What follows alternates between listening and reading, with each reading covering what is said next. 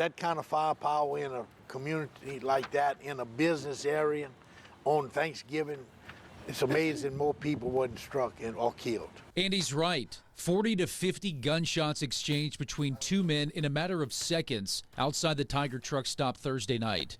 Deputies found shell casings scattered throughout the parking lot, many of them swept away by the lingering rainwater. Look closely. Seconds before the shooting, you can see a woman taking a selfie with the stuffed tiger. And as she's walking outside, she gets caught right in the middle of a gunfight. People inside the store scrambled, running, taking cover behind the counter. And look at this window, shattered as it was hit by bullets. Several shots in the different vehicles in the parking lot, and a lot of damage to the Tiger truck stop. Investigators believe 42-year-old Timothy Washington, 29-year-old Demore DeBose, and his brother got into some sort of argument before DeBose pulled a gun and started firing at Washington, who was sitting in a car. You can see here the passenger side door riddled with bullet holes. Detectives say Washington returned fire, hitting DeBose and his brother several times before driving off.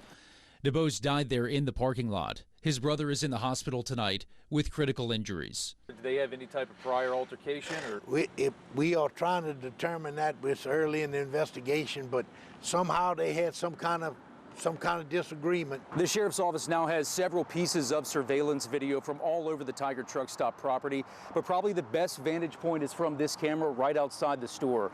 They let me see that video. I can tell you it's too graphic for television, but you can see both shooters exchanging a barrage of gunfire in these two parking spots. Early indication is that the dead guy and his brother were actually the aggressors right at the scene, first pulling the gun and firing the first shot. Meaning this could be a case of self-defense. Friday afternoon, deputies arrested Washington in Livonia, charging him as a felon in possession of a firearm. It's not the first time he's faced that charge. Last year, Baton Rouge police arrested him on several drugs and weapons charges: possession of cocaine, distribution of cocaine, possession of marijuana, possession of a firearm, illegally carrying that firearm with drugs, described as an AK-47 style semi-automatic rifle.